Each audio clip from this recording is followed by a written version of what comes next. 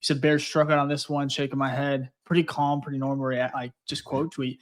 Someone goes struck out ? Nah. Yeah, I could see. Yeah, you had to defend yourself, bro. for It sure. was a lot, but it's okay. Like I like that, but it was just like I was kind of surprised by the reaction. I think we're actually kind of in sync here because that was when I saw that one, and it almost, if he would have signed with like New England, I don't even know if I would have batted an eye or even said struck out. But when he signed in the division, and then you have Mecole Hardman, who also you visited with, signed with another divisional rival, it does make you feel like, oh, they struck out on, because I think they went Rondell Moore, Hardman, and then now this is their third option in Zaccheaus. So for me personally, and I don't have any insight or anything, I do think this was a backup plan, which isn't a bad one. He was very productive in Washington, or not very, he was productive in Washington. I think he's a unique skill guy that could be gadget type guy. But I just don't think it's not going to change anything, right? And for me, I don't think the Bears needed anybody. They don't need to make a splash like they did last year with Keenan Allen, because Rome needs to grow. He needs room. He needs targets. And same thing with, obviously, DJ.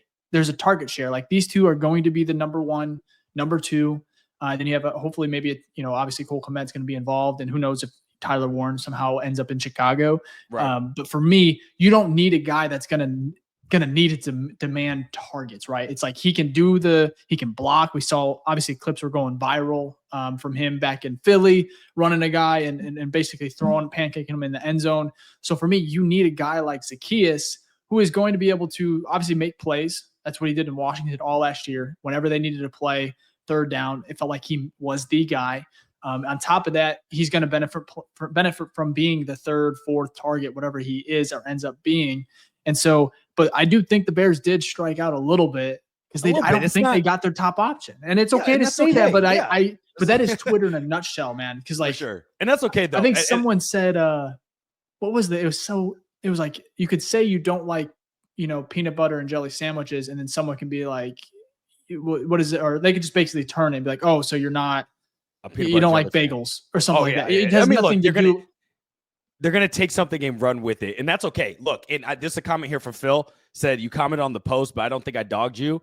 I would never do that. You can do that. Look, I'm going to have a bad take. Dave and I are going to have a bad take at some point, okay? That's, no one bats 100, or should we say, I struck out on my own tweet.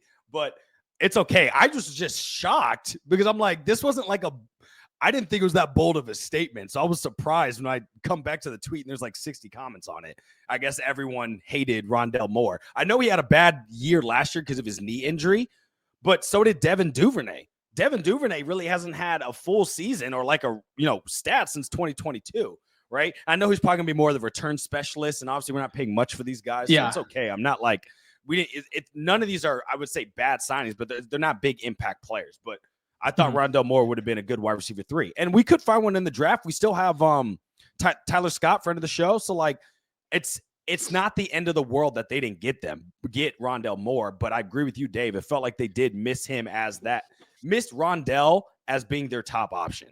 Yeah. And it's fine. They had a great offseason. It's fine. Yeah. It is funny that we both kind of thought that. I didn't tweet it. Maybe that's why, because I felt like, if I said something negative, we're at that part of the free agents, or that the offseason, where you say anything that can be portrayed as like negative.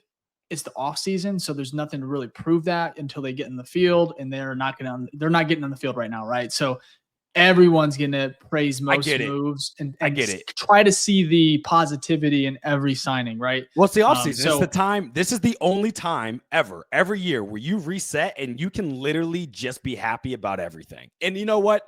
That's fair. I'm not even mad about it. Yeah, I'm glad people get that, and I'm glad Bears fans get at least 3 months of that, because once it comes October, we're typically in the shitter by that point. So you know what? Now that I've kind of said this out loud, I totally understand. I am so sorry for even dogging any move in offseason, because I want us to enjoy every moment we possibly can.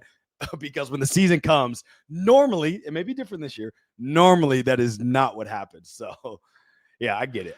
Yeah. It is funny though. Fans in here though. It looks like a lot of people do like the Zaccheaus signing, so that's good to see. I thought that was a good one. I really liked it, and it's not like Moore would have been like 10 times better. I thought that I thought that was probably Chicago's number one option. I thought it would have been better, but who knows? Who knows? Yeah, we have no idea.